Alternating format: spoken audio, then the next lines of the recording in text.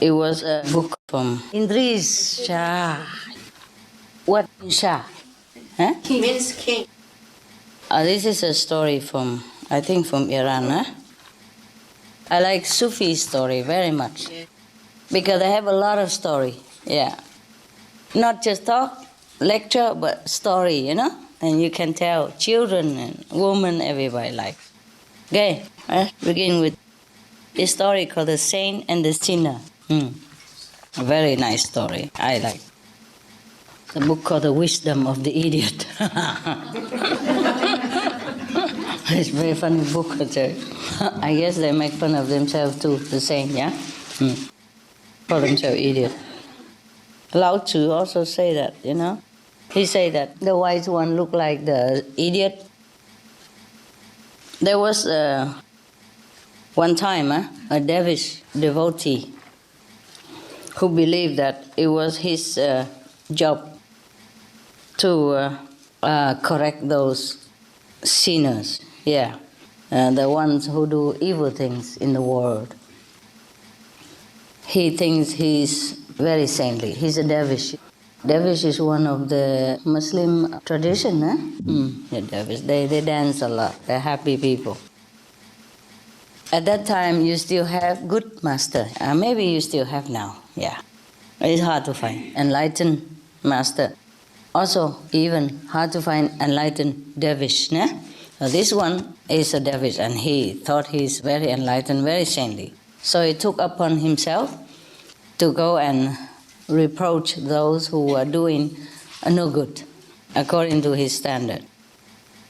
And he also wanted to preach to them spiritual ideas, reproach them for what they're doing wrong, and telling them what they must do, they should do. Some busybody, You like my clothes?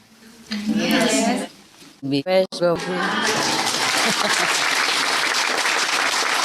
To save the planet. And be fresh.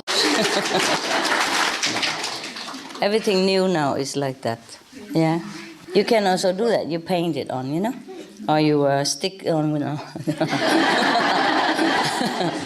So he believed that if he teach them the wrong thing that they're doing, tell them not to do it, and tell them the right thing, then they're going to find the truth and the right path. But in this book, the author wrote that this dervish, however, did not know that a teacher is not only the one who tells others to do things by acting through fixed concepts, but the teacher must also know, the innermost situation.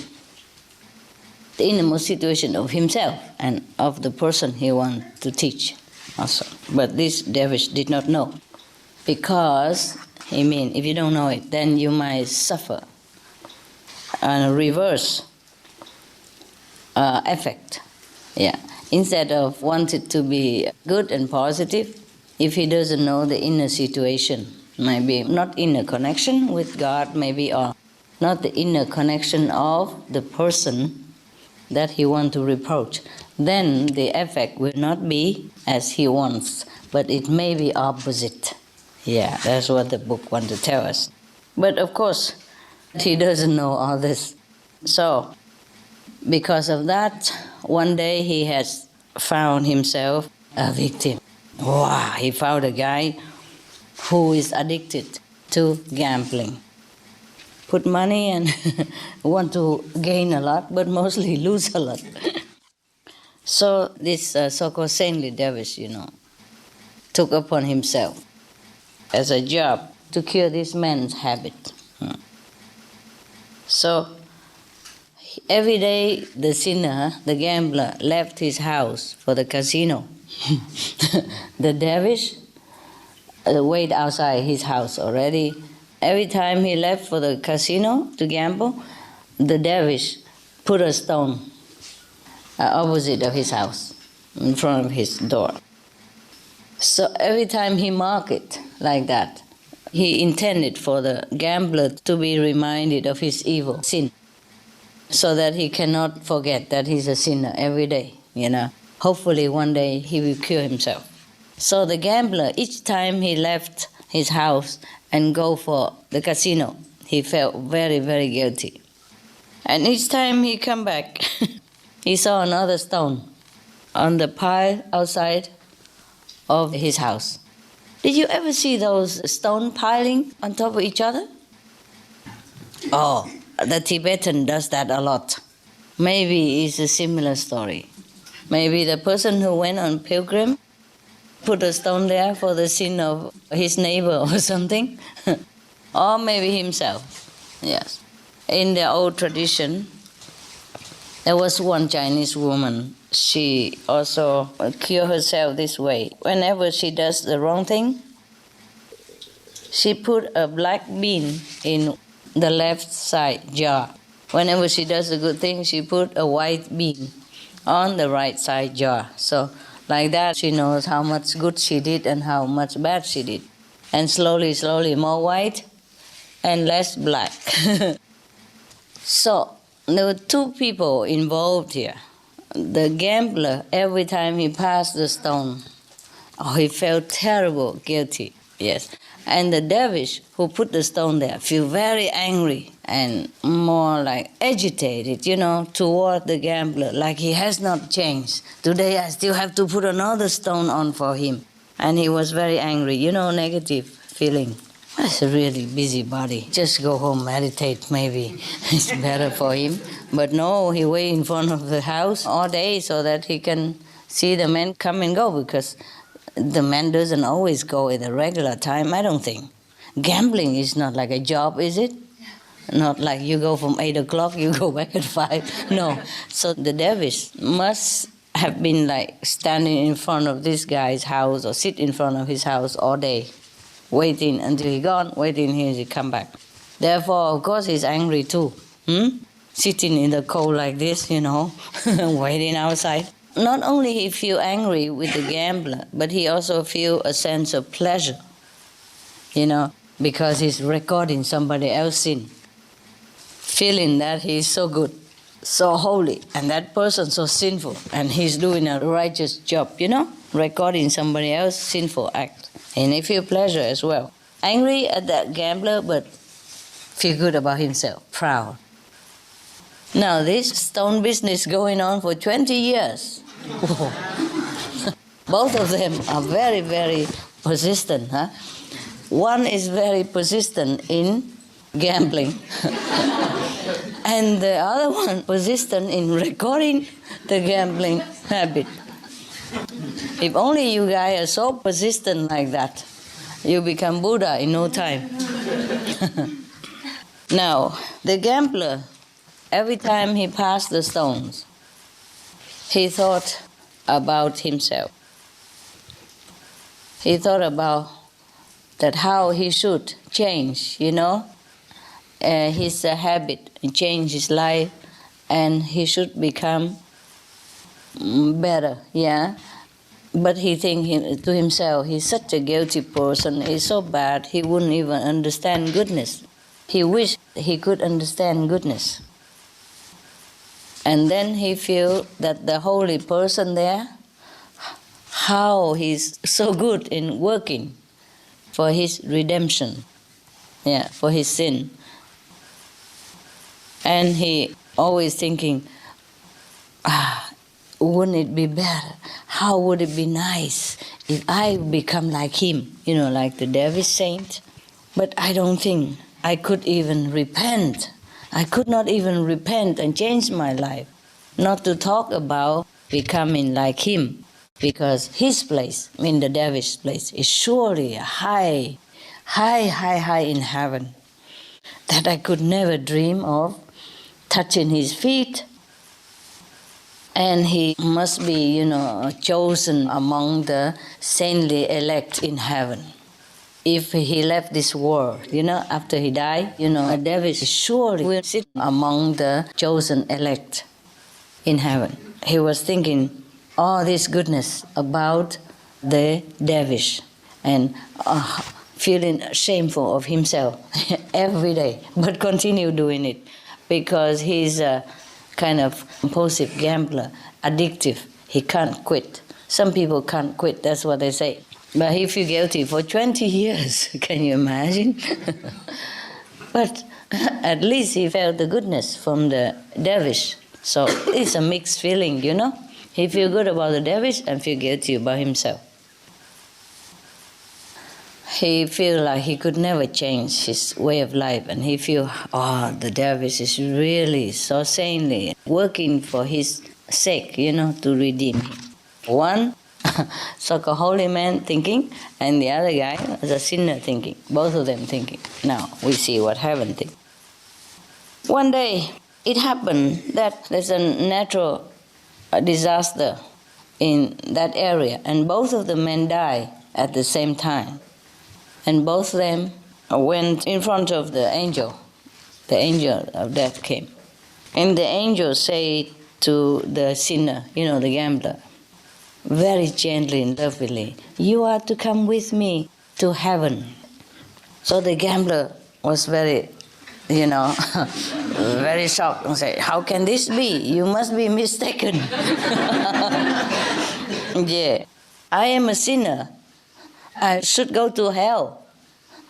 You are looking for the devotee, I think, the dervish. He's right there. It's not me, that guy, who always sat opposite my house, who has tried to reform me for 2 decades. So that is the man you are looking for. So the angel say, "The devotee? The dervish? No. He will be taken to the lower regions, since he has to be roasted on a spit." So the gambler could not bear anymore. He screamed. He said, "What kind of justice is this?" Yeah?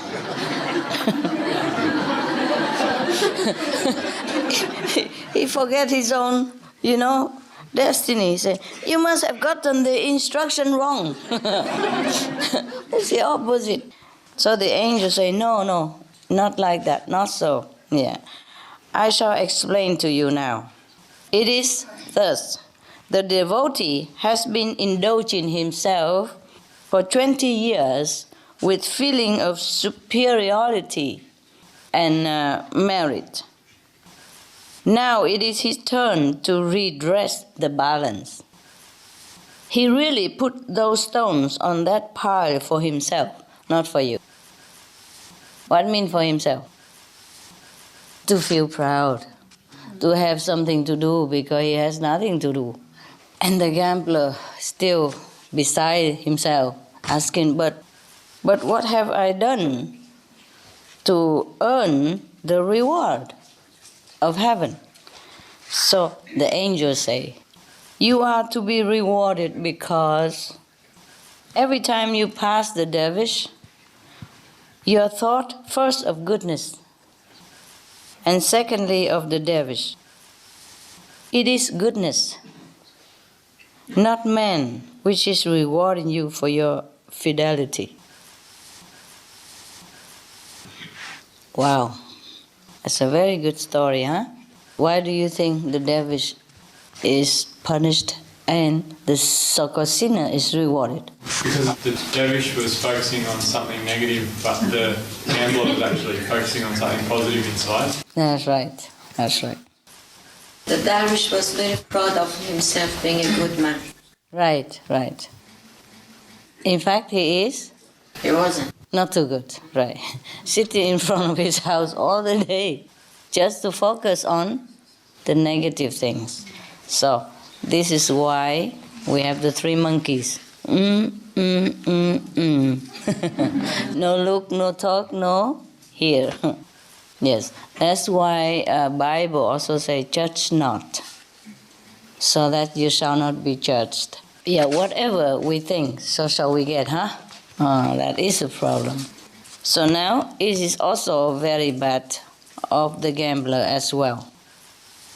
If he is not gambling, then the dervish wouldn't have to focus on that bad quality of him. But this is not a very high judgment, mind you, okay? This is probably just the law of karma, or maybe the astral region, heaven and astral region hell only. If the guy is not gambling for 20 years, or turn around and change his bad habit, then the dervish would have been less focused on the negativity. Yes. It's also good also that he has been corrected, because he took upon himself as a job to go and reproaching people. If the gambler wasn't there, he probably would go and looking for somebody else who does something else, drinking alcohol, or maybe some womanizer or whatever that might be, Yes? Wasn't his motive was so bad to make him elevate himself by putting down the other? Isn't that what was so wrong about what he was doing? Perhaps so also. Perhaps the thing is that he wasn't well practicing himself. Yes. And being a dervish, he should focus more on his own development first before he can correct somebody else. That is why we have the diary for you, spiritual diary. Check yourself every day and not checking anybody else. We never know how much we progress yet. We never know how pure we are, so we can't even judge somebody else. Maybe he tried to put down others because, in fact, he's not that good. A good person wouldn't sit in front of somebody else's house and nose into his business, no matter how bad, how good, and keep doing this kind of thing. He feels himself superior. But this is also a lesson for us that we should never do any bad thing to provoke somebody else into thinking negatively about us even, That's why we must keep the 5 precepts, so that we will not be the cause of somebody else's trouble or bad karma, see? Even though maybe haven't judged this correctly about the dervish. But if suppose in the whole vicinity of the dervish town, there's nobody who does any sinful thing, then the dervish would have no chance to commit this kind of judgmental attitude or sin, or the act of judging other people. Even though he has this kind of character within him. But if there's no sinner around, no negative things happening, then he wouldn't be focused on it. And maybe he has more chance to focus within himself. Nevertheless, that is not a good excuse either for the dervish who's supposed to look inward and not look outward. But maybe we can make a good excuse for this dervish, maybe because at that time he was just a dervish by name. Just like people register to become Christian or Buddhist, but they don't even practice anything. The teaching of the Christian, they don't even know it. They don't even read the Bible. So they don't know even the Bible tells us not to eat meat. Be you not among the meat eater and the wine drinker even. Not among the people, not to talk about that we eat meat and drink wine ourselves. How obvious it is, but how many people read it and how many people understand it. Vegetarianism in religion. The Baha'i Faith. Regarding the eating of animal flesh and abstinence therefrom, know thou of a certainty that, in the beginning of creation, God determined the food of every living being, and to eat contrary to that determination is not approved. Selections from the Baha'i writings of some aspects of health and healing. Buddhism. All meats eaten by living beings are of their own relatives. Lankavatara Sutra. Also, after the birth of the baby, care must be exercised not to kill any animal in order to feed the mother with meaty delicacies, and not to assemble many relatives to drink liquor or to eat meat, because at the difficult time of birth, there are innumerable evil demons, monsters, and goblins who want to consume the smelly blood.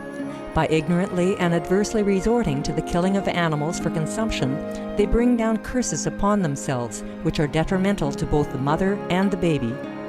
Ksitigarba Sutra.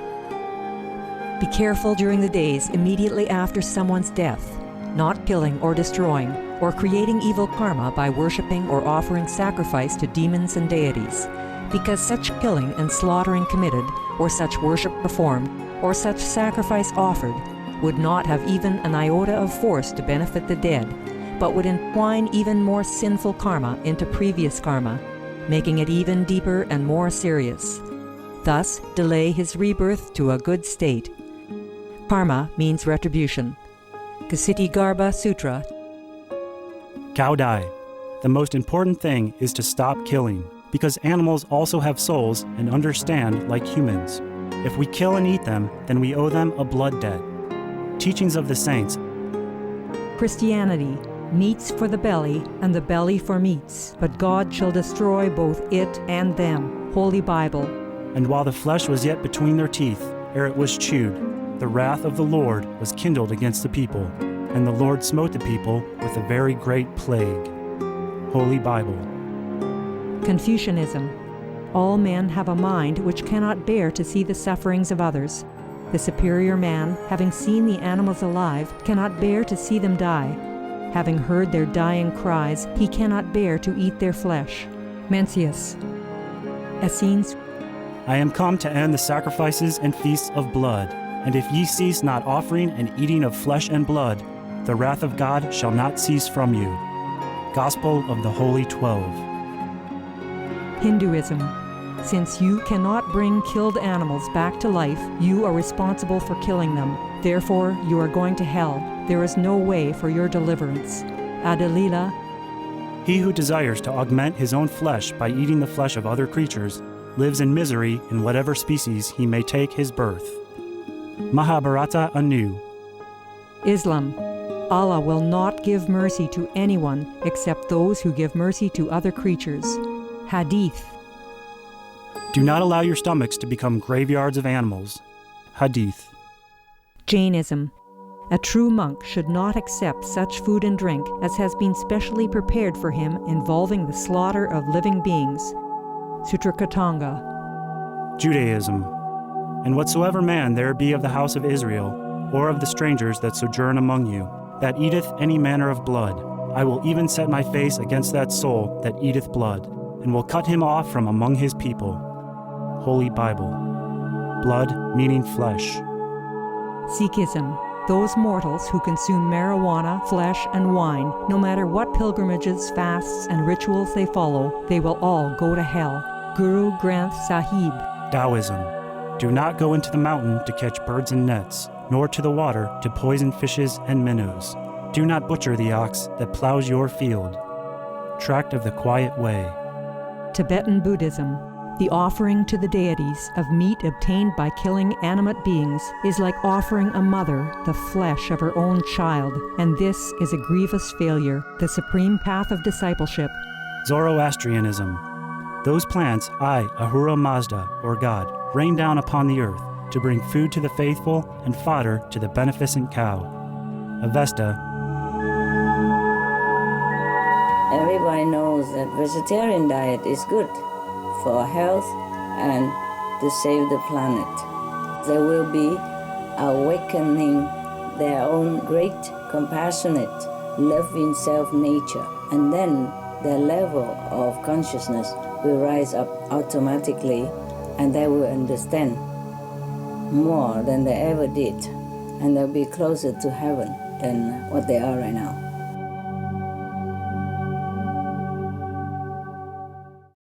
So, to be somebody, to be a religious person, we have to practice the religious doctrine, not just by name. Too many are names and not real, just name. So, the master here who told this story, I want to illustrate that even if you call yourself a dervish, but if you don't practice the teaching of the dervish, then it's no use. You even earn yourself hell. Yeah? Because maybe you just read the dervish teaching. You don't gamble, you don't drink wine, you don't do that, you don't do this. Oh, you just read it. And then you go out and check. Whoever drink, whoever gamble, oh, this is terrible. This is atheist, this is bad. So we have to correct them. We have to judge them, we have to criticize them, something like that. This is no good. Yeah. So now we know already that we should not focus on anybody's shortcomings, even if it's true or not. Because sometimes they doing bad thing outside, but inside they are repenting, and always humble themselves. At least they cannot curb their compulsive tendency, but at least they're humble, and they remember God and repenting every day for what they're doing. Repenting, do it again, but repent again.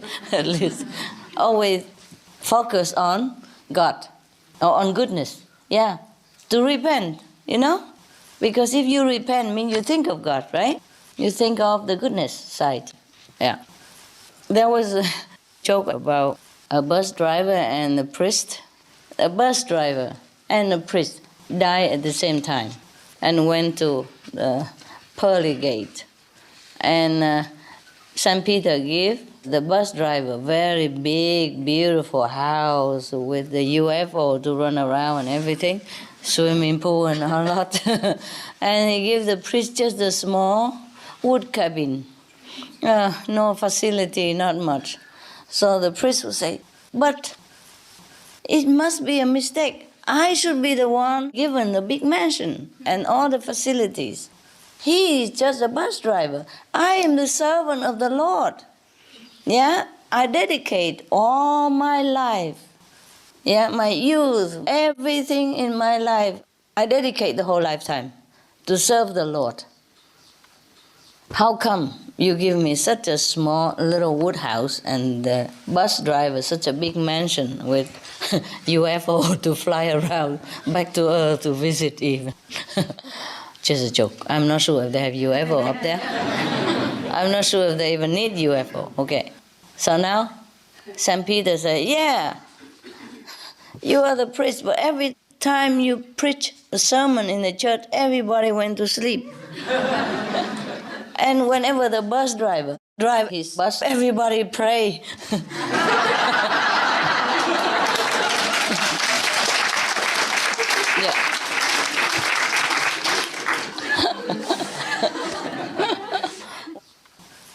Wow, this is very terrible to be punished for piling the stone, right? Can you imagine the bricks layers? What he get? So many bricks, so many houses. Just joking, huh? You know, right? It's a motive. It's important, eh? It's not just your action even, Wow, it is something to think about, huh? It's a very good story,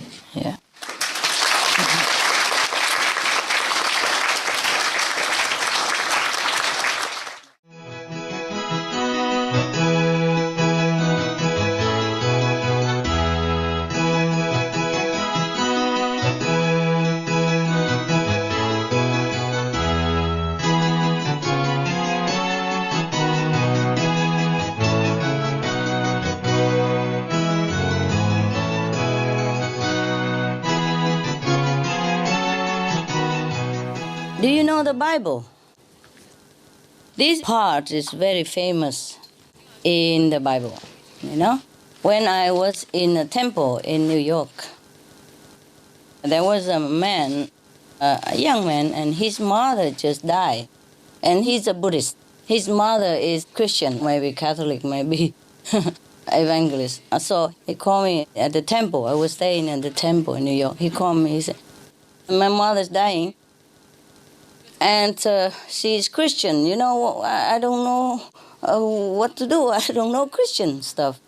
I cannot recite the Buddhist sutra for her because she won't listen to it. So I said, okay, you have a Bible in your home? He said, yes, my mother has one.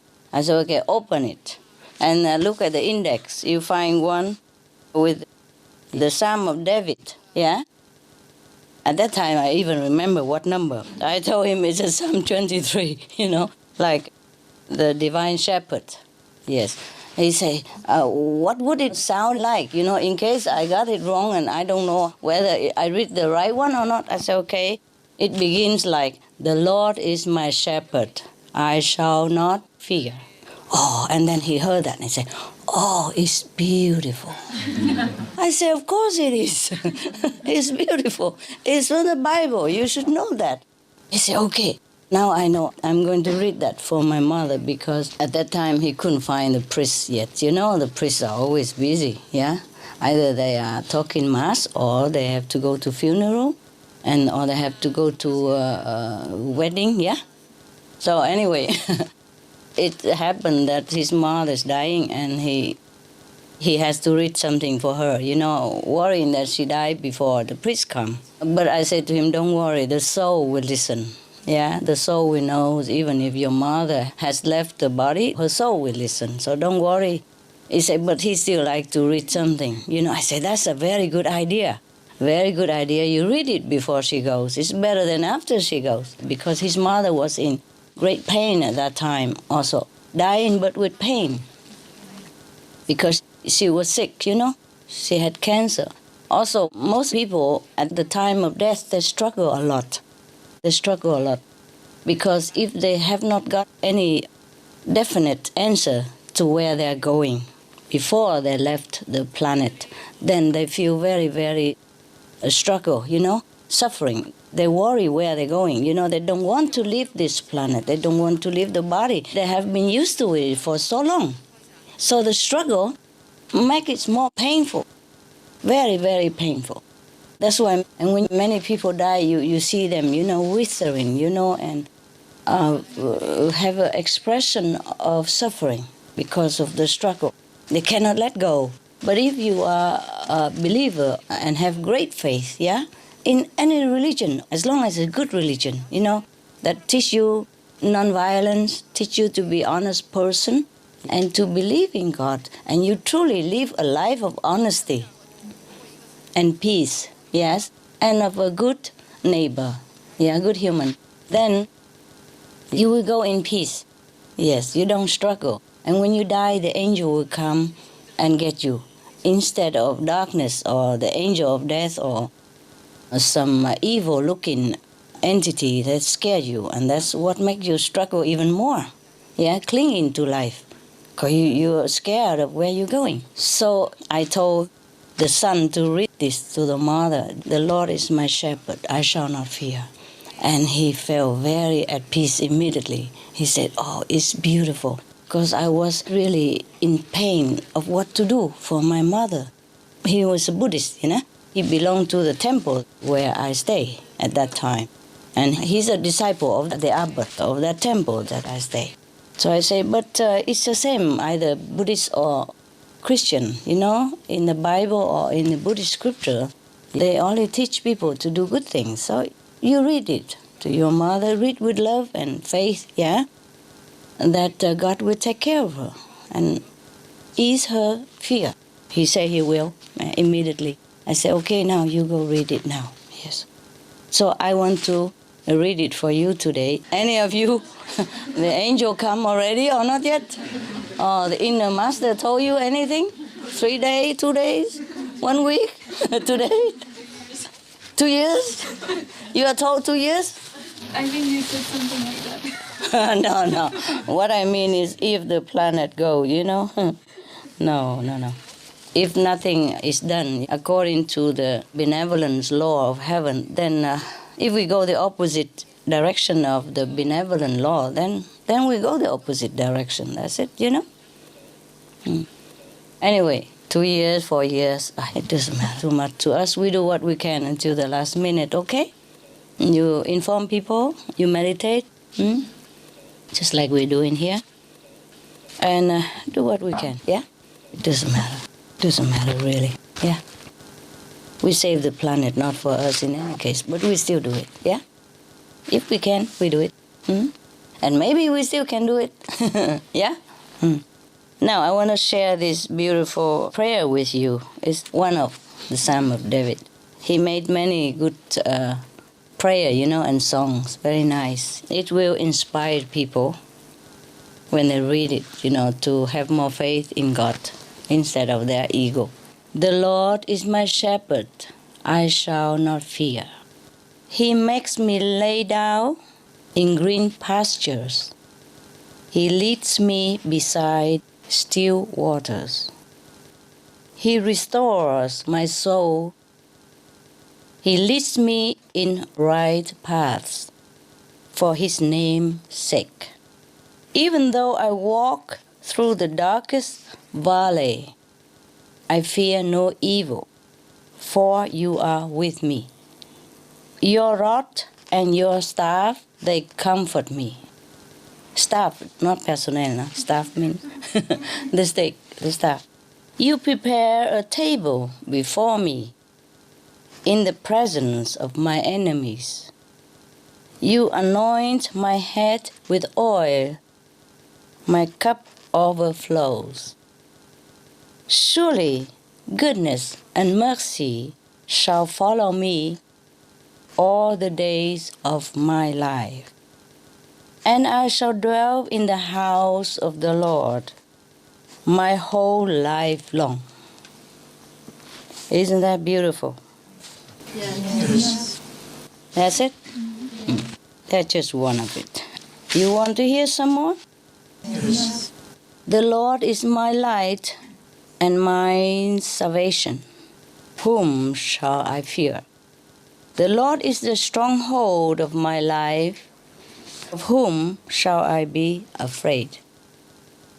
When evildoers assail me to devour my flesh, my adversaries and foes, they shall stumble and fall. Though an army encamp against me, my heart shall not fear. Though war rise up against me, yet I will be confident. One thing I ask of the Lord, that will I seek after, to live in the house of the Lord all the days of my life, to behold the beauty of the Lord and to inquire in His temple. For He will hide me in His shelter in the day of trouble. He will conceal me under the cover of His tent. He will set me high on a rock. Now my head is lifted up above my enemies all around me, and I will offer in His tent sacrifices with shouts of joy. I will sing and make melody to the Lord. Hear, O Lord, when I cried aloud. Be gracious to me and answer me. Come, my heart says, seek His face. Your face, Lord, do I seek. Do not hide your face from me. Do not turn your servant away in anger. You who have been my help, do not cast me off, do not forsake me. O God of my salvation, if my father and mother forsake me, the Lord will take me up. Teach me your way, O Lord, and lead me on a level path. Because of my enemies, do not give me up to the will of my adversaries. For false witnesses have risen against me. They are breathing out violence. I believe that I shall see the goodness of the Lord in the land of the living. Wait for the Lord.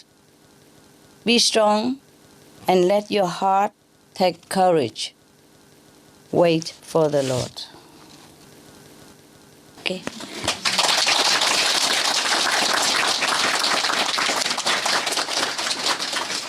Okay, there are much more. Any question concerning this? 설명 말씀 중에서요, 죽을 때 주변 나의 무시하신 그것 때문에 질문드리는데요. According to the sentence, someone dying The Lord is my shepherd. Yes, shepherd. Yes. 저는 입문하기 전에 절대였기 때문에 그 구절을 별로 신경 안 썼거든요. I didn't care because I was Buddhist before initiation. Yes. Yeah. 근데 지금 말씀해 주시니까 너무 하느님의 사랑이 느껴졌어요. I felt God's love from that sentence. Yes, yes. 크리스마스에서 하나님이 여기 오셨잖아요. 그 구절이 너무 저한테 특별한 것 같습니다. She felt very, very special today because today is Christmas. Uh-huh. So that sentence feels so much to her. Yeah, I'm glad. Sickness is our own doing, either from the past bad karma or this life bad karma. Mostly after initiation, you should not have sickness anymore. Just maybe eat something wrong, not knowing, or knowing but thinking, oh, just a little bit, doesn't matter. Maybe she should change her diet. Just eat what she herself cook, or, what she wants, she herself cook or the nearby person cook, and not to buy things from outside. Or maybe eat simple food. There are many diets that prescribe to get well. Yeah, nowadays, yeah? It's all over on internet and on Supreme Master Television. The practitioners should take care to eat pure food. And if you feel that you still have bad karma, then change to the karma-less food that I have taught you on the Supreme Master Television. To be sure, that will help you to lessen the bad karma. Initiation is to give you the privilege of enlightenment and to enter sainthood. But you are responsible to take care of that privilege. We all have to be responsible for our own self, especially after initiation. And you've been told what to do. You have been told how to protect yourself and how to even not to make any new bad karma. You make your own miracle. Just like when it's cold, you wear warm clothes. When you're dirty, you take a shower. Your mother taught you how. So if you don't do that, don't come running back to mother always when you are having a cold, or sneezing, or something else, etc. To love me is to do what is good for you, not clinging to my physical body or presence, and then do everything else differently. So I want you to show me your love, not to talk about it. You know already that Master Power take care of you, yeah? But you also must take care, huh? If the doctor give you medicine, you don't take, and you keep going to doctor again and say, please bless her, please cure her. How? Don't tell me you love me. Don't say anything like that. Just take care of yourself. When I see you well, happy, practicing diligently, and progress in your spiritual practice, then I know you love me. Truly like that. Even you don't say it, I know it. Ego is our enemy, eh? Yes, when you do something, oh, I want to help you, I want to help you. And then when they help a little bit, they become big shot. The ego cheat them, say, oh, I do it, I do this, I do that. We have to subdue the ego before we can do anything big. Because if the ego is too big, we can't do anything. We are not one with the divine. And a little training like that, we should take it seriously. Because that's the first step to go higher into the higher dimension, higher level of practice. But no, very difficult to deal with the ego. So we have to check ourselves, okay? Check it all the time, every day. And what we're doing, whether it's correct or not. Yeah? And listen to the ego is the worst thing you could do. Worst thing you could do to yourself. I just hope you learn from somebody else's lesson also. Yes. Because maybe it's not you now, but if you are in his position or her position, maybe you do the same stuff. You can't check it quick enough. The ego comes out before you even know where you are. And then you can't check it fast enough. That's the problem. That's why you have to do the diary every day. But that's also you can cheat, you know. You take the, Something, no. Misconduct, no. Ego, no. Especially ego, no. No, a big no, and no again. I don't have. Me? I have ego? No. You know? These are for you to train yourself, truly checking you out, you see? So you don't always feel too proud of yourself. Somebody gave me a very funny joke. It's a joke about the beginning of Eden. You know, in the beginning, God made whom? Adam. So he made Adam, yeah? And then Adam complained that he's lonely, yeah. He's alone, of course, nah? You should be happy that you're alone, no? I be happy all the time when I'm alone, my God. Nobody knows the blessing of being alone more than I do. Oh, I enjoy, and I don't feel lonely at all. When I'm alone, then I just am very blissful, you know, inside. And I'm very lazy to go out, very lazy to come even to see you. But I know you need to see me, so I come out. And I also enjoy seeing you. It's not like that I don't enjoy seeing you. If you were not there, I would not come out. Thank God that you are there. Or maybe I just stay in the cave forever, who knows, you know? Oh, it feels so good, you don't want to go out. No. Now, a joke, huh? Oh. In the beginning, God made Adam, huh? And Adam complained that he's lonely. Yeah. So God said, okay, I will make a companion for you who will make you feel happy and not lonely. Good. God made? Nah. That won't be a joke. That will be trouble. A joke cannot have Eve in there. She is serious, man. She made him eat the apple against his will, and he's stuck there forever. You know, all the men have the apple here. Most of them. Some more, some less, you know. Okay. So, God made a... Yes. Apple. A dog. Apple. Apple exists before Adam came. God made the apples before Adam, madam. That's why when Adam came out, God said, don't eat the apple. Okay, now. Okay, God made a dog to accompany Adam with all the beautiful attributes, you know, loyalty, love, unconditional affection, you know, obedience, warmth, heart, companionship, everything. Yes. So Adam asked God, what shall I name him? Because I named all the animals already, but nothing like this one. What shall I name him? So God said, okay, since he is, you know, a reflection of me to accompany you, so you can call him dog, you know?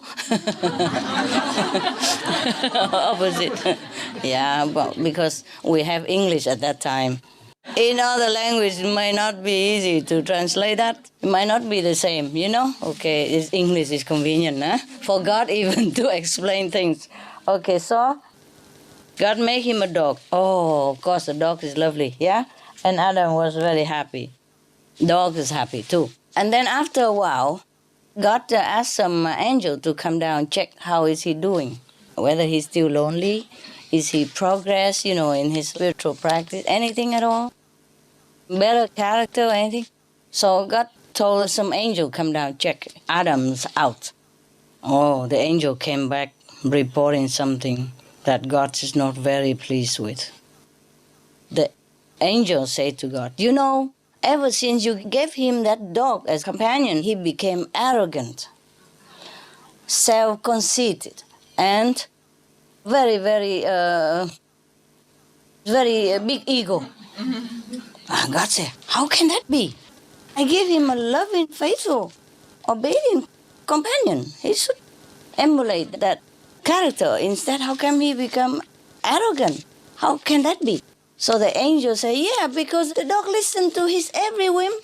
I always obey him and make him feel like the king of the universe. Yeah. That he feel like nobody better than him. The dog made him feel absolutely, top. Yes, top of the world. That's why he became very arrogant. He thinks he's the best now. He's the king of the whole universe. That he's perfect, yes, and he's intelligent, and he's a master. Everything that is impossible for a man. He has no humility anymore. Yes, he thinks he's the best, and he's the only one in the whole world now. So God said, oh, that won't do. That won't do. So he thought of a plan. Oh, okay, I know. I will make him another companion. Opposite will make him know that he's nobody. So, can you think that God made now? The cat, that's correct. You know the story? Oh, you just guessed. Guess, huh? Yeah, you know the cat, that's why. So he made him a cat. And from then on, whenever he looked into the cat's eyes, he feels he's imperfect. And whenever he called the cat to come, the cat just ignore him. He begins to feel unsure of his mastership. He begins to feel less and less confident every day. And slowly he feels like he was nobody. Whenever he called, the cat didn't come. He told the cat what to do. The cat couldn't care less. And, day in, day out like that. So his arrogance wore off. Now, God told the angel come down, check him, say, oh, he's better now, my Lord. He doesn't think he's the top anymore. He doesn't think he's perfect anymore. He doesn't think he's anybody anymore. So God said, oh, that's good. God is very happy. And then Eden, become happy again. And the man also happy. And the dog's also happy because the man feel contented now. He's nobody anyway. He couldn't be any worse than nobody. So he's also begin to feel happy, true happiness. And the dogs are very happy as usual. And the cat couldn't care less. But I think later God get to be more clever. Huh? He made a woman instead. Even better than both the dog and the cat combined. Huh? Yeah. Since then, Adam behaves. All right. You happy now, yeah? Yeah. I see you in a while.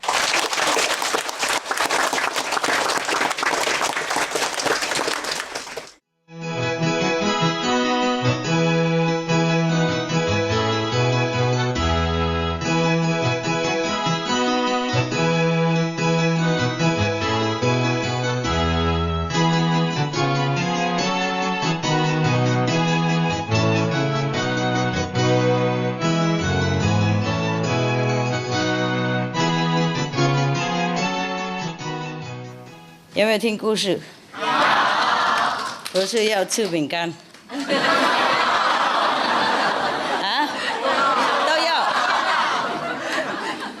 好，没关系，等一下还有，两个都有哈。你们都知道那个故事嘛？那些能跳的那些豆子啊，黄豆。黑豆，那会跳的，自己就会跳的。也许我们会再讲新的。有时候一条路我们走来走去好几趟，看不一样哦。然后一个人也是这样啊，看来看去就不一样哦。事久又知人心，又更不一样啊，是不是 ？OK， 好。不过我们不管知不知人心呢，我能自信是最好。以前好久，非常久的，非常久以前了有一个老太婆，她一个人单身独饮的活下去，在那个西藏那边靠近西藏了边界那边，中国跟西藏在一起的。他本来不是说没人要啦，就单独过日不是了，还有一个先生而且生出来一个男孩子，结果2个都去哪里上天了OK， 所以他才一个人单身独饮，都无根他有一块小小的地他跟那一块小地就可以度的过日子他种那些这种五谷啦然后可以卖一些过日这样子因为他的那个生活从小到大都是经过很多苦难，很多考验，很多辛苦的情况，所以他觉得或许他的业障太深重了，所以他一天到晚很诚心去找名师那个修行即使他也找不到什么名师了，是他四周围都问了那个村的人他认识谁他就问谁就对了他问有没有什么办法可以洗掉业障问到底了以后，有一个去朝圣回来的人就可怜他，就跟他说一个办法他就说他去朝圣的时候有一位那个喇嘛传给他一个神咒了就观音菩萨的传下来的一个神咒，如果念这个一定会消业障哇，他很高兴那个就是唵嘛呢叭咪吽高兴快乐学下去了。这个人他是乡下的那个老姑娘一字也不懂从来没上学过，而且古代的女孩子不能上学，你们都知道了我们那个社会目前还是重男轻女的不过以前好久那个以前就更重男的如果一个男一个女2个一样的那种身材又一样的那个重量2个放在2边那个正起来的话，一定是男是沉下来的重男嘛重男太重了一点沉下去了，重男轻女，他就不能上学，他不学什么东西，所以都不懂那个很多字，不懂一字不懂，然后人家教他怎么念他就怎么念。不过他因为不懂字嘛，又老了嘛，很辛苦了，人家叫他唵嘛呢叭咪吽，他就说唵嘛呢叭咪哭唵嘛呢叭咪什么了，不管了他还是这样念下去，唵嘛呢叭咪哭，唵嘛呢叭咪哭也许是那边的那个方语的吧因为跟我去台湾的时候，我第一次去台湾我去寺庙听人家那个绕佛嘛，一边绕一边念阿弥陀佛阿弥陀佛阿弥陀佛阿弥陀佛陀佛念到以后就念陀佛陀佛陀佛你们都知道了因为念快嘛，越快越多越多就把那个佛的那个名字把它弄短了阿弥陀佛嘛，阿弥陀佛不过你念越多的话越有功德嘛，那个人家有这样这么说，所以他就把它弄短了，就变成陀佛这样子阿弥陀佛嘛，就台湾那个福建语的就讲阿弥陀佛陀佛陀佛，然后念着越快越陀佛陀佛陀佛陀佛陀佛陀佛陀佛。我也是刚来的时候连国语也不懂，何况台语，就去那个台语的寺庙嘛，然后他请我吃饭嘛然后我边吃的边喝东西也有茶什么都有了那和尚问我喝茶喝茶。我那个时候我就知道喝茶就是喝茶嘛 ，tea 嘛啊，喝水。我说有了，我就说一句而已，我就别的不懂。等一下他就说不喝茶不喝茶。我说喝茶了，有了，我就拿那瓶茶上来喝给他看。我说有喝茶了，他就摇头了 ，OK， 然后两个都笑了 ，OK 了，笑就 OK 了啊。我认为他问我要喝茶嘛，喝茶，意思说好不好吃了，喝茶不，台湾。意思说，我就听一半，我说有喝茶了，有喝茶。语言也是很好玩 ，OK， 好。那我们这边这个老太婆了哈，她就念唵嘛呢叭咪哭了啊，唵嘛呢叭咪哭，她就都念不对就对了，不过没关系。她因为想陪自己押韵，而且也鼓励自己的嘛，所以平常我们都有那个。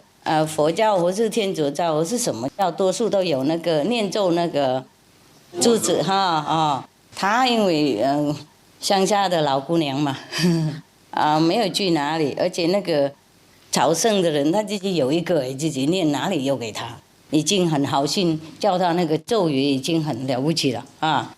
本来自己要去才行的啊，就像你们嘛去自己本人要去印信了啊，别人不能替代了 ，OK。好，那他没有那个念咒的那个柱子，所以他用那个豆子，黄豆黑豆无所谓了，反正豆子就对了。他就放2个杯子嘛，两边嘛，2个碗啊，一个是空的，一个是有那个豆子满的。然后每次他念完一句哈，他就把那1颗豆就丢到那个另外那个空碗那边去，这样丢。唵嘛呢叭咪哭，嘛呢叭咪哭，嘛呢叭咪哭，豆腐，嘛呢叭咪哭 ，OK， 这样子，他一天到晚这样念哈，就知道自己，而且他也可以那个算多少了哈，因为你们如果修那个密宗哈，跟西藏的和尚修就知道了哈，你的和尚会叫你念这个多少百遍哈，或是多少千遍这样子。你这样子，你才知道你有没有念嘛啊？不然的话，说我回去念，不过都没念啊。所以有念有算，这样才知道真的有念啊。然后有一个那个目的可以得到嘛。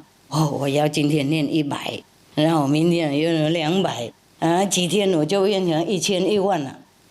念太多累嘛，所以他发明那个法轮哈你念1句而已，不过你转得很快的话，就都好像几十句一样，最少这样的太方便了，你们也可以这样子，所以他们就每个都西藏的多数都有那个法轮嘛哈，又没有这个念咒的住持的话，就有那个法轮这样子哈，也是很好呢，这样把你那个头脑比较没有空想乱七八糟，也是很有帮助哈。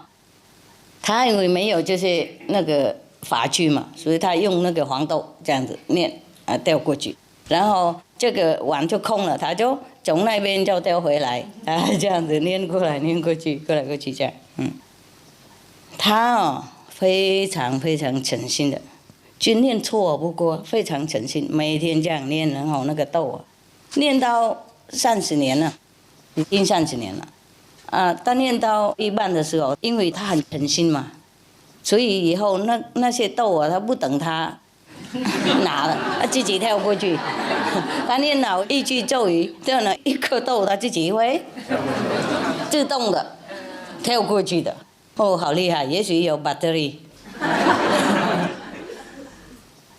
诚心到这种程度很感人哈。因为他看那个豆也是自动跳过来跳过去，他也觉得他也许那个他的修行成果也是蛮不错了哈，所以蛮快乐，也继续念下去，然后那些豆也继续掉2个一起陪哈，很舒服。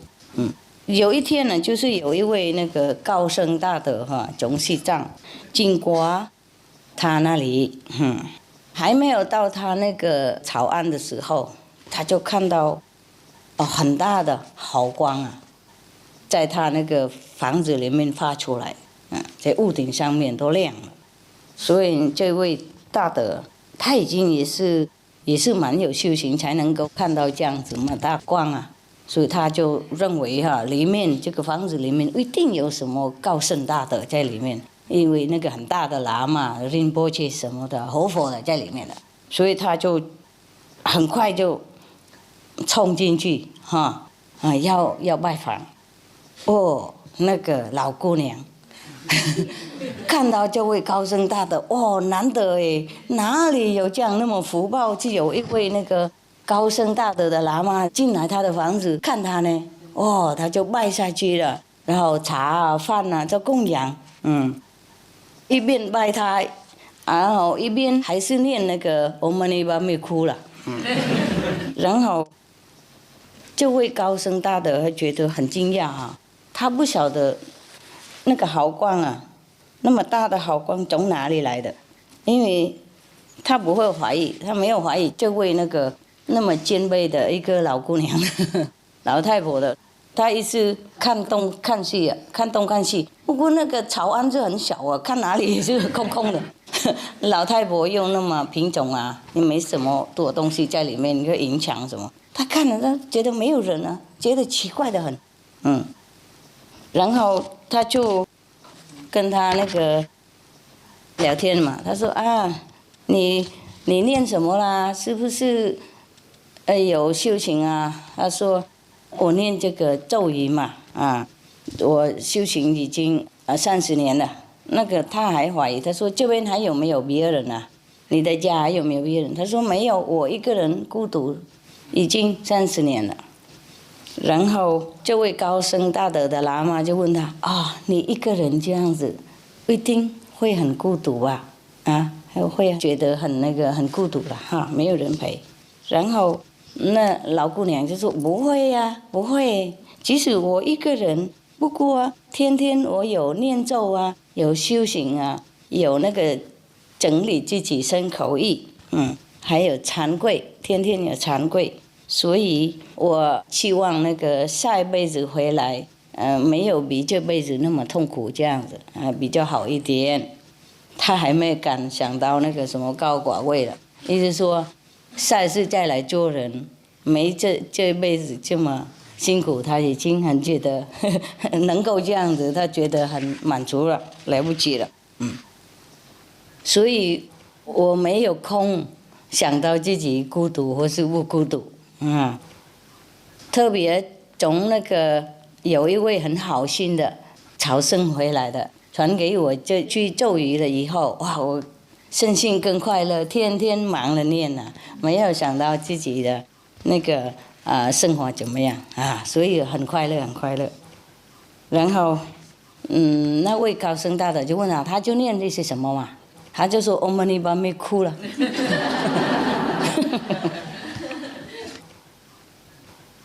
然后那位高僧大德就觉得可怜可怜，可惜可惜，你浪费你30年念错了念没有用啊。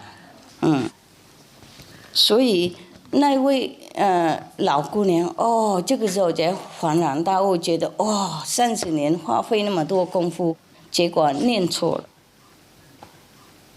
所以他请那个高僧大德请他帮他纠正一下。当然那个老高僧大德就马上就跟他纠正了，他就感激不尽了。不过很懊恼很懊恼，30年功夫浪费掉。既然这样子，他也拜他，感激他不尽。然后从那个时候，那就开始修那个唵嘛呢叭咪吽了。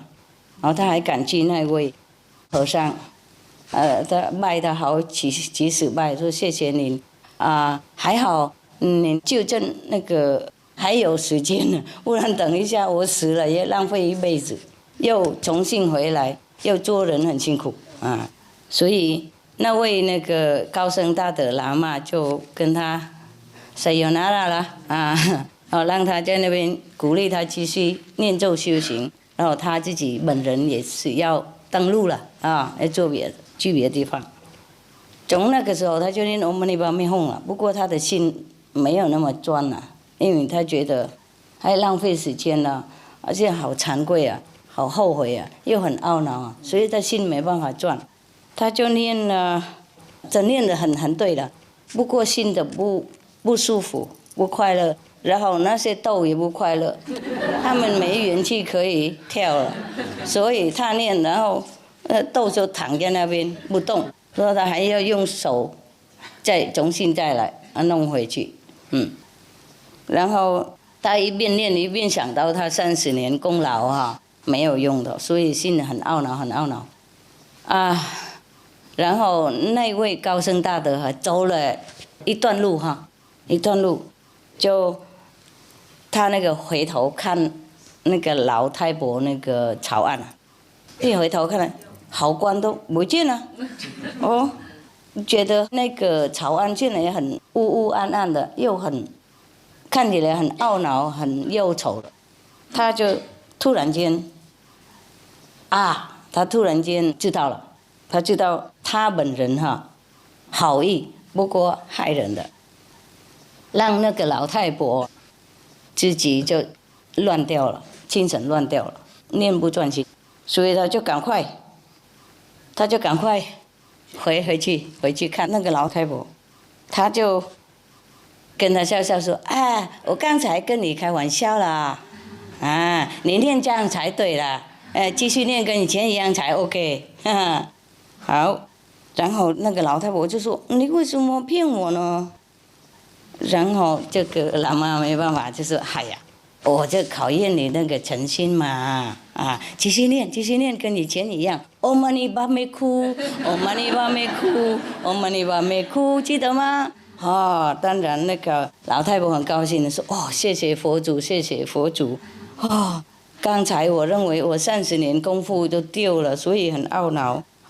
谢谢老高僧指点啊。”然后当然那个高僧大德就离开了，然后那个老太婆继续念了那个 Om mani padme hu，然后豆就继续跳来跳去，这样子快乐 OK。 然后那位高僧大德那个喇嘛走了一段路，又再回头看他那个草案，好光又再很亮了，比以前还要亮的，因为他现在又有鼓励了，信心了，亮得很。然后当然那位高僧大德喇嘛也是很舒服，笑笑，然后自己走，OK， 懂了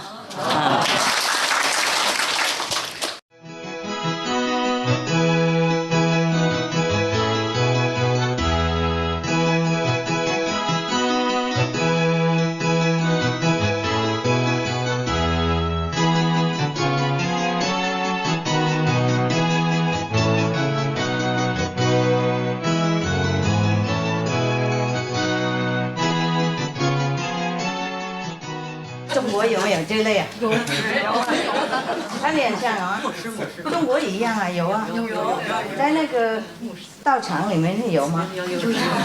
就是也许没有这个了，还有那个 Save the Planet 那些。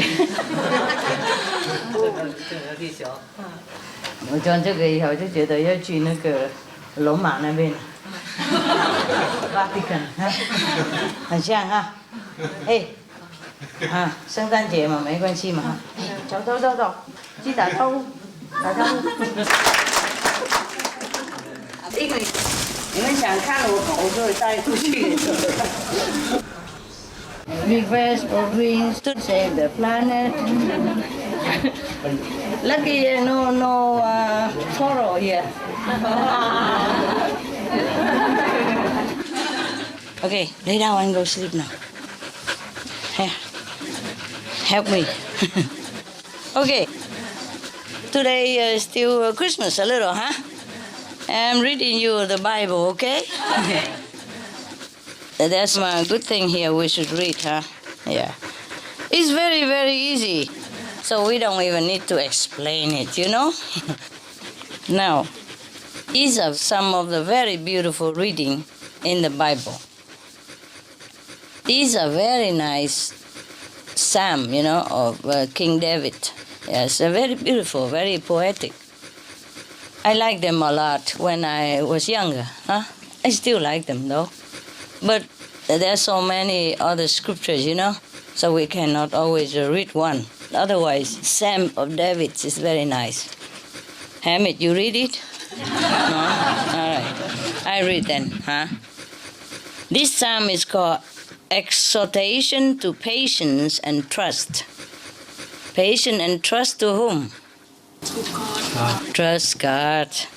Trust the divine, that we are going to be provided what we need, Sometimes what we want is not what we need, okay? You must know the difference between what we want and what we need. So here it's just what we need only, because what we need is very little, What we want is a lot. So it says here, do not fret because of the wicked. Do not be envious of wrongdoers, for they will soon fade like the grass and wither like the green herb. Trust in the Lord and do good deeds, so you will live in the land and enjoy security. Take delight in the Lord, and He will give you the desires of your heart. Yes, this seems very easy, but how many people truly can do this, We all say, we love God and we trust God, but sometimes we don't. Remember the guy falling, just a joke I told you long ago, the guy who was falling from the cliff, and then he got hold of the branches and hang on in there. So at that time he prayed to the Lord, He said, oh Lord, I know I have not been a very good Christian and I didn't pray to you often and I didn't go to the church at all. And I didn't read the Psalm David 37 ever. But please help me now. I promise I will go to the church every Sunday. I will help the poor, and I will praise your name. He was sincere in praying. So he heard a voice, boom, from the sky saying, okay, let go of the branch and I will help you. So the guy said, oh, anybody there? Anybody else there? Understand?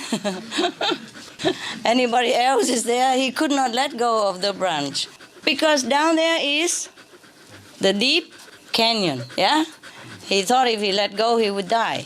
So this is a trust that we profess that we have, but we don't always have.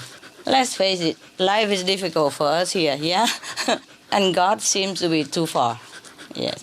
So sometimes we wanted to trust the Lord, not that we don't want, but it's very difficult, The temptation of this world, the difficulty of survival, and all the negativity that has been, bombarding us all the time.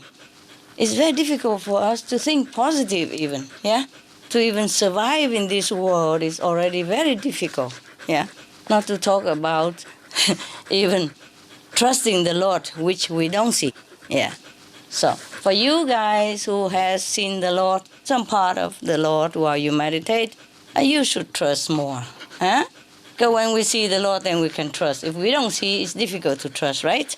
But now after initiation, we know, more sure about there is a Lord somewhere.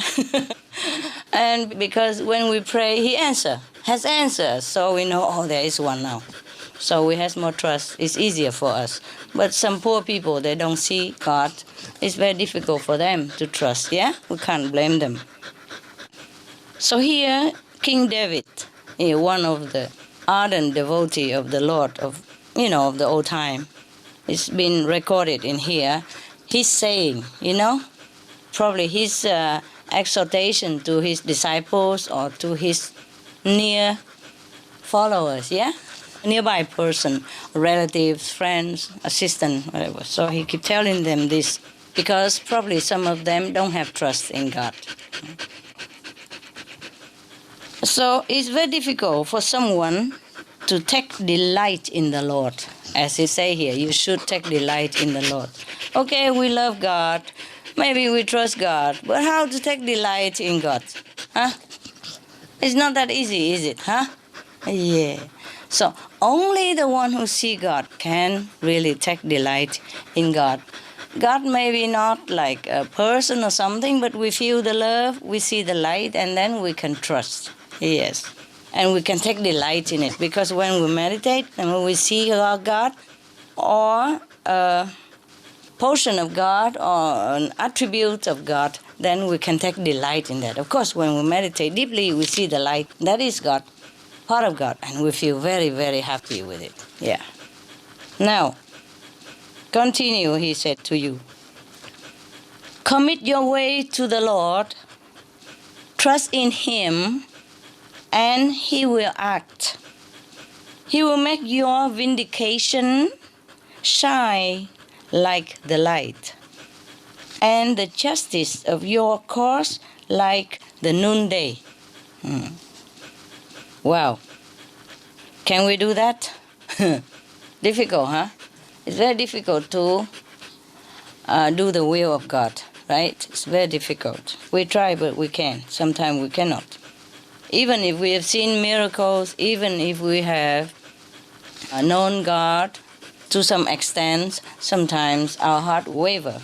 So here King David reminds us that we should trust in Him, in God. Yeah, by the way, your presence here is a gift, yeah? Because you have trust in God, come here to meditate, yeah? And that is also a gift for me. Big gift. Very wonderful gift for Christmas. Thank you.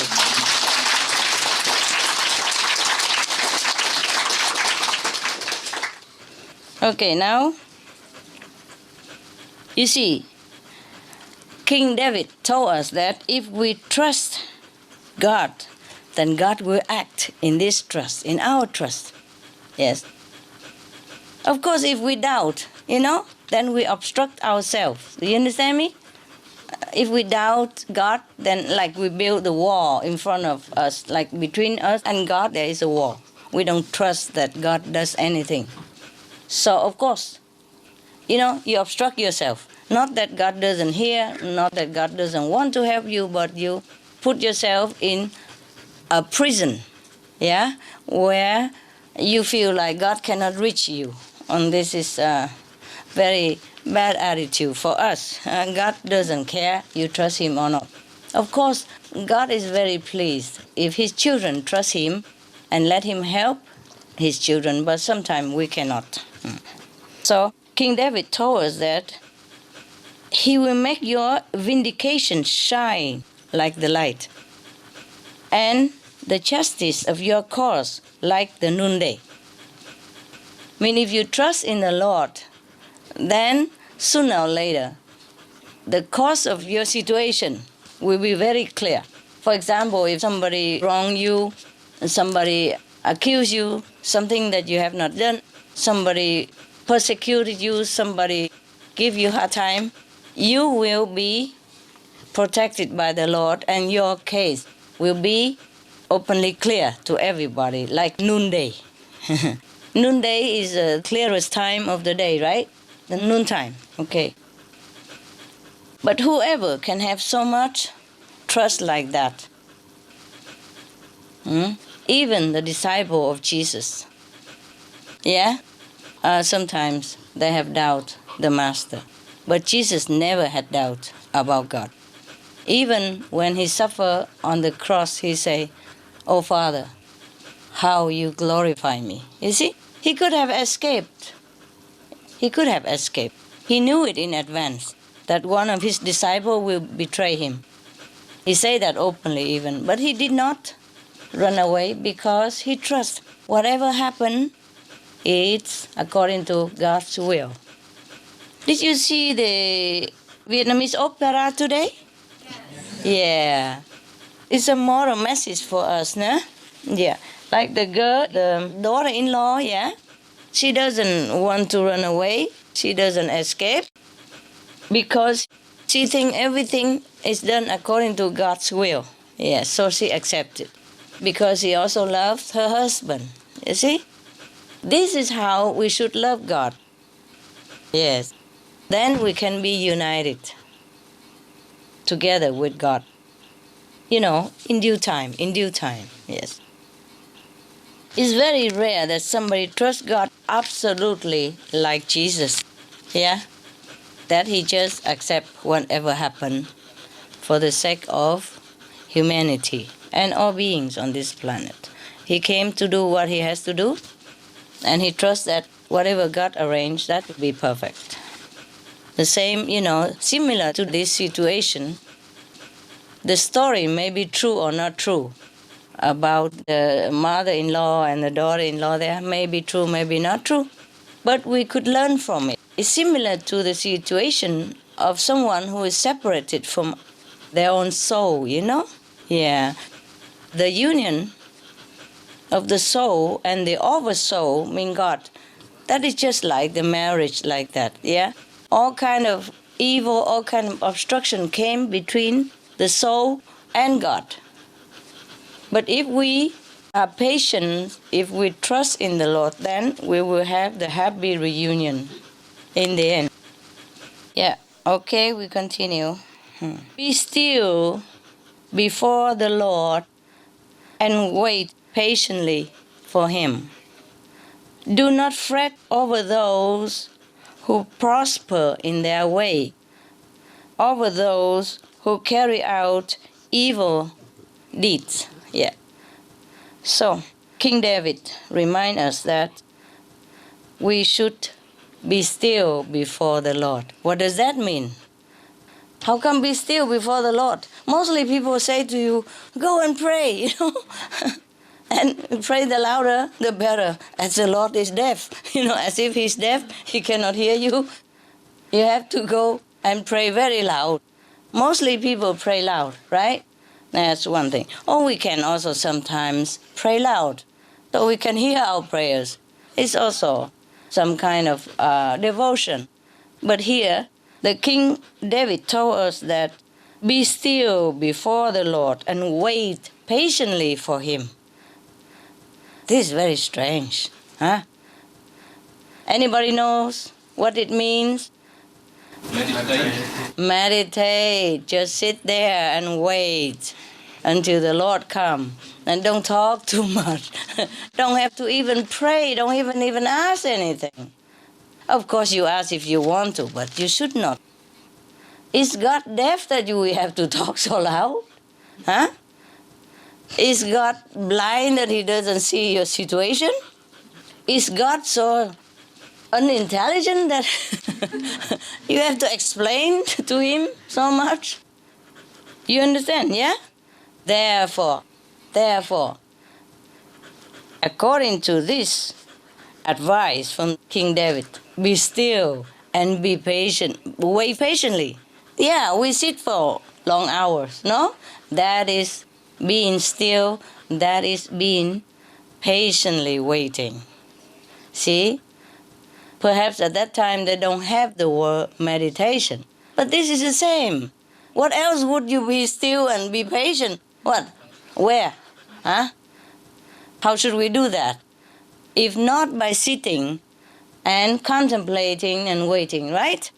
Yeah, so when you sit in meditation the way I have instructed you, you just be patient. Just sit there, right? Yeah, sit as long as we can. Just remember the Lord. That's it. Wait for him. That's it. I mean, remembering him and just wait. Just sit there. Just the way we do. But not like everybody can just sit and wait like that. Of course, yeah? We have the purpose, right? And we know how to sit and how to wait also. Yeah, okay. So, do not fret over those who prosper in their way. Do not fret over those who carry out evil deeds. Okay. This is clear, right? If we see somebody who is very prosperous, although they are doing bad deeds, do not fret over them. Do not compare. Do not complain to the Lord. Say, oh Lord, I am your devotee. I love you. I pray to you every day. I go to the church every Sunday. But look, what have you done for me? You have not given me anything. But the neighbor who are so wicked and who do the wrong deed so many times, and you let him prosper. You see? So King David told us, do not fret over this situation. Just wait for the Lord. Because remember, in some other part of the Bible, it is stated that do not put your treasure, on earth where moth can corrupt and destroy, but focus on the treasure in heaven, where it will be lasting forever. That is the thing. You see, most people thinking that if the Lord is loving and kind, then you must give him money, give him a big house, give him, at least big meditation hall, sorry. Here you don't have a big meditation hall. I am also sorry for you, but it's the way it is, so we have it, Better than nothing, It will never be big enough in any case, right? Yeah. So we are very happy to sit together in such a small room, Better than big room and nobody. Many cases, sometimes big temple, big churches, but nobody there. But it's okay, we're happy here. I truly am happy, I don't really wish for anything, but I thought it's a pity, There's some big space and nobody there. If we have that, it would be good for you, Have more space, Everybody can sit in 1 square meters, 1 square kilometers instead of just a few centimeters the way you sit. But you know what? This is a very good point here. The way you meditate is the tighter the better. So, at least when the Lord looked down from heaven, he saw, wow, they're sitting very straight.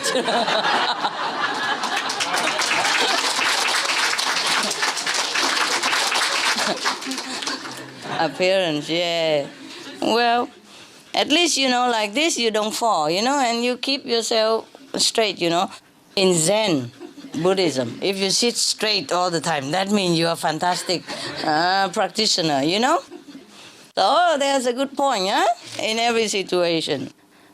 So congratulations. You are in the right place.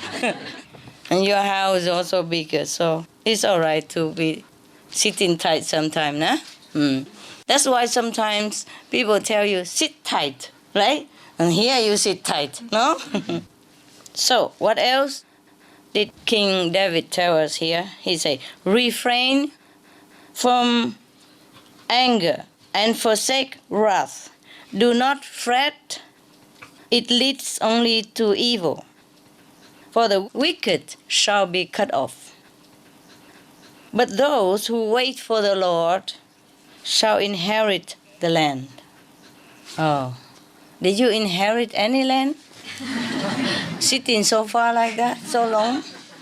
Yes, you did. You have a meditation hall here. Very special. You don't ever find such a meditation hall anywhere else, I think, because everywhere else have bigger temple, bigger land and bigger hall, everything. So you inherit some land here, no? It's small, but this is your land, It's your house. Actually, he doesn't mean the land materially, right? He means what? Heaven. The promised land. The promised land is not some square meters somewhere, here, but the promised land is in heaven, yes? Yeah. Like Jesus said that my kingdom is not on earth. My kingdom is where? In heaven. Because his disciple wanted him to be the king of the Jews, remember? He said, my kingdom is not here. He couldn't care less to be king or not king or beggar or anything. How does he care, right? Nobody cares. When he's so enlightened like that, he would not care about any kingdom. Even Sakyamuni Buddha, when he wants to find the truth, he even forsake his kingdom, right? Yes. Let alone to want to come to get another kingdom after enlightenment. That's impossible. No enlightened master ever desire kingdom, unless it is for some purpose that he has to do it, yeah, or she has to do it for the sake of others, yeah, or it is in the destiny that the master has to do that, yeah. Then they do that, yeah. Remember King Rama story, yeah? Okay. He was supposed to be the king. He was the crown prince. But then what happened? Because of some bad gossip, some bad talk, from jealousy and envy, so his father exiled him to another country, very, very far away. And he was happily gone, yeah? He did not care for the kingdom. Yes. If he was to inherit the kingdom and became the king, then okay. He accepted and did his duty. But if the kingdom was taken away from him, he is happy and no responsibility. So he was happy and gone. And then later on, when his name is clear and he could come back, become the king again, then he was okay with it. You understand me? Either way, there's no aversion. Like, I like this, I don't like that. Maybe we don't like it, but we still do it. Yeah? We don't like things, we don't like this, we don't like that. We all have our like and dislike because we are still in this human domain. And something we like, something we don't. But like or not like, we still continue to do whatever we have to do, right? For the sake of others. Or just to fulfill the destiny. Yeah? Okay. Now, let's continue. So King David still always tells us that we should not fret over any situation in this world, yeah? I should just accept it, yes. But that doesn't mean we do not check ourselves, yeah? Everywhere we go, we should be a disciplined person. And we should bring joy and happiness, yeah, in an orderly manner to everybody else. And not to cause trouble, not to be a burden for others wherever we go. Yes, now continue down there. Yet a little while longer, then the wicked will be no more. Yes. Though you look diligently for their place, they will not be there. But the meek shall inherit the land and delight themselves in abundant prosperity. There must be someone who came to King David and complained about their unfortunate situation. Or that the enemy overcome them and the one who did the wicked deed is prospering. And the one who is doing, good deeds and be virtuous and good are not having any reward, perhaps like that. So King David exhort to them, saying, be patient, yeah? After a while, the wicked will be no more. Okay. Sometimes it seems that little while is too long, right? And we get impatient. No? Any of you know that? Any of you know this situation? That you waited and you feel it's too long? Yeah. Okay. But he said the meek shall inherit the land. Who is the meek? Why the meek shall inherit the land? The meek mean the weak, the weak, the humble. Here King David told us that wait a little while and then the enemies will be no more. The wicked one, the one who caused trouble for you, prosecute you, making trouble for you, they will be no more. Wait a little while. Sometimes a little while takes so long, but still must wait. Yeah. And you will be rewarded. That's what he said. Okay. Sometimes we wait, it seems like forever. Sometimes we could even wait the whole lifetime. But why not? This life is not very that important and is ephemeral and is illusion anyway. So even if we wait the whole life, we shall wait. We have eternity, yeah? So we should never try to return the wickedness to the wickedness, yeah? If people do wickedness to us, we should not return the same to them, yeah? Anyway, he said the meek shall inherit the land and delight themselves in abundant prosperity. Okay. The land, we know already, is maybe heaven, yeah? Yes.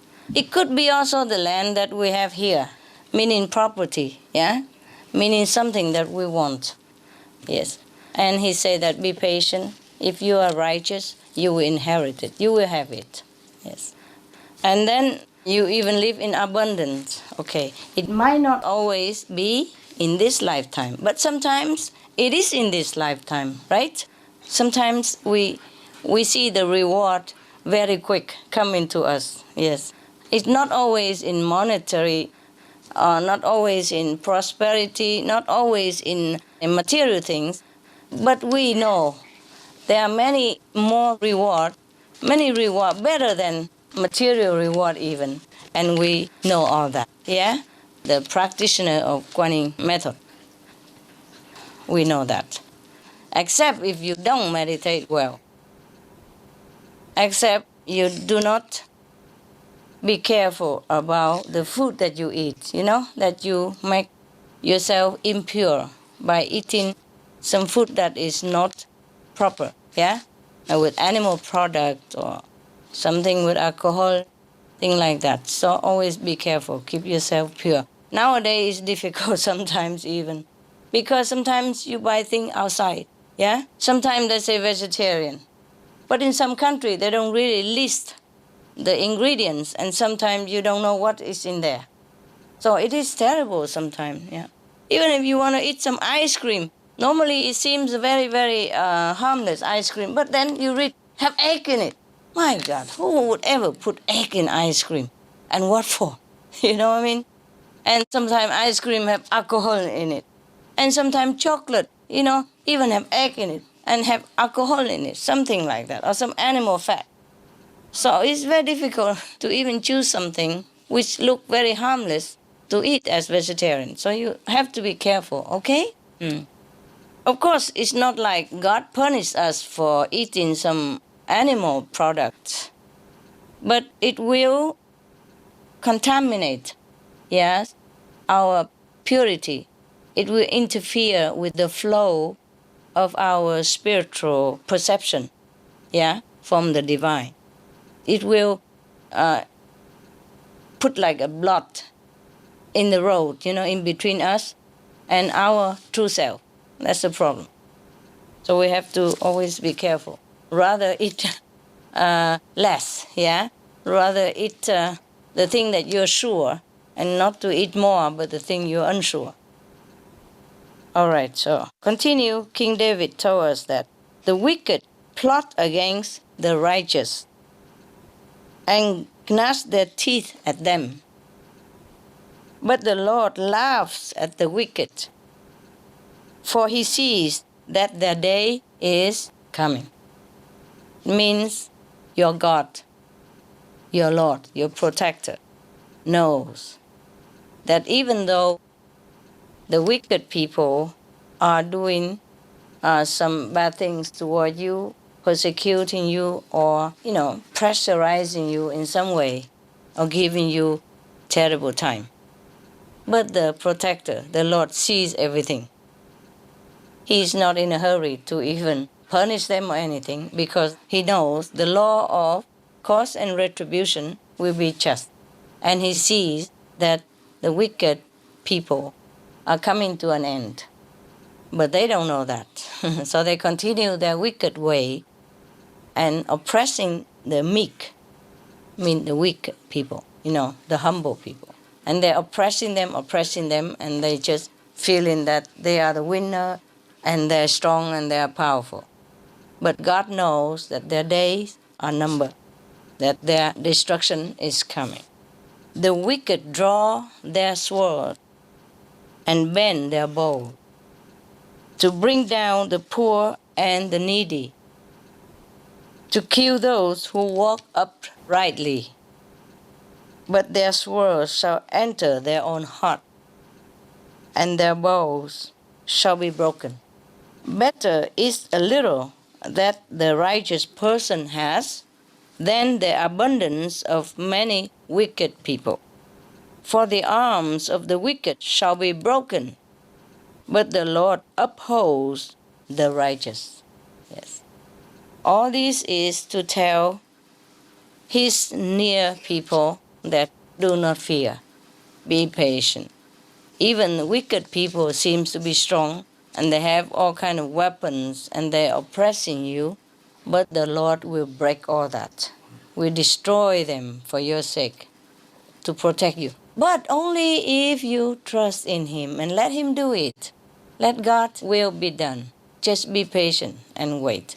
Just meditate and think of the Lord. Everything else is not our business. Except you make your living, yeah? To feed yourself and your family. Everything else, let God take care. And it will be done.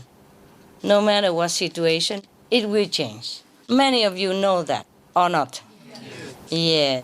In some places, some country, some situation, it feels like so hopeless. It feels like you will never get out of that situation. Or you can never get out of your country even. But it changed. Yeah. A few months, a few weeks, sometimes few years, it changed. Everything changed. No? You see the change or not? Everywhere we see the change. It's not fast enough for us. Of course, we are not patient. As King David told us here, sometimes we are not patient. I have to say sometimes things change too slow for me. Yeah? But I know there's nothing else we should do except wait and do our job.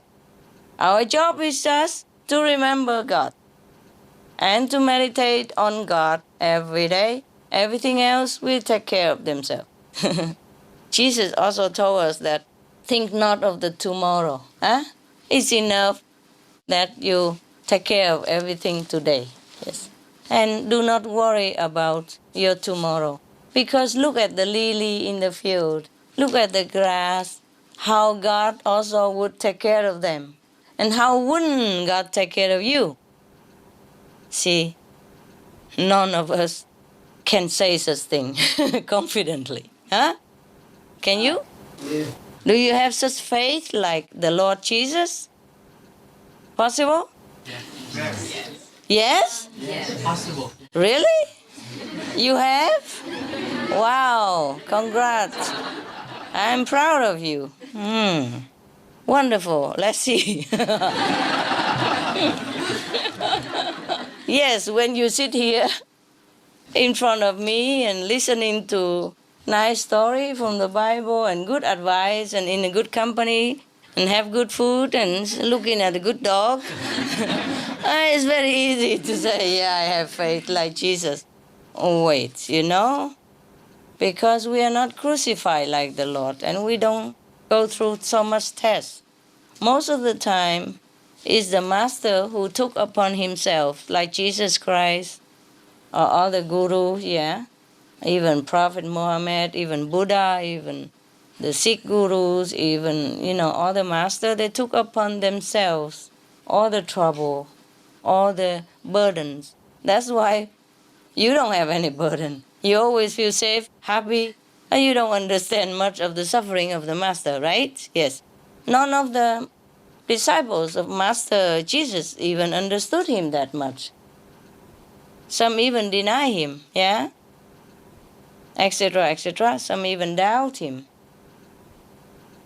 But we are learning, huh? You are learning, no? Good. Learning to have faith like Jesus does. You know what? But heaven doesn't expect much from us. Remember what Jesus said. If you just have the faith as small as the mustard seed, everything is possible. You see? Yes. Therefore, so little faith that you have, and God still have mercy on you and help you every day, huh? And give you a lot of miracles and, fulfilling your wishes every day. Yes. Well, at least you are grateful, no? Are you? Yes. Okay. So God also knows that we are weak. We are tempted in this world and we are very, very oppressed from all sides. Yes. By all kind of trouble, all kind of burdens that weigh down on us. Sometimes very difficult just to have a happy day, huh? But of course, after initiation, our life is better already. Yes, better already. But it's not as perfect as we want, huh? Yes, because we still have the give and take in this world to take care. We still also have the collective bad karma of the planet that weigh down on us as well. And we also have this human heart which sympathize others. Yes, which feel compassion and love for others. And because of that connection, we also suffer a little bit, like our neighbors, like the one that we sympathize with, okay? My God, we are nowhere yet. I could just read, of course. Today I explained a lot. Probably did not need to explain. It probably was very clear, so never mind. We could explain or not explain, yeah? We explain just for fun. Otherwise, it's very clear, yeah? The Bible is very clear already. The sentences are very clear. King David seems to be a very common sense person, yeah? Whatever he said, it makes sense. And it's not difficult to understand, yeah? He talks to the commoners. Everybody can understand this. There's no need to explain even. But the wicked perish, he promised. And the enemies of the Lord are like the glory of the pastures. They vanish. Like smoke, they vanish away. Yes. Anyone who goes against, the devotees of God, yes, the true devotee of God, like you are, like his disciple, maybe, he said. Like the way you are, whoever go against you means against God. He means that. And whoever go against God is his enemy. The enemy of God will vanish, will disappear. So it's very easy. He was trying to encourage and remind his people to have faith in the Lord and not having fear over their enemies and just be patient. In a while, everything will change in the opposite direction. Like the enemies will vanish, will perish, but the devotee of the Lord will prosper. Okay.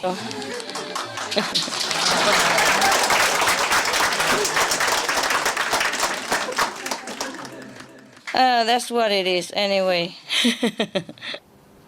He keep telling them that don't worry, yeah? Whatever enemy of yours, the Lord will take care. The Lord will make them perish. And you will be prospering. You will be surviving. You will be glorified. You will be in abundance. That's what it is. It's very positive psalm. Yes. We have another half. Maybe another day. Okay? Yeah. I'll see you another day. All right? Welcome.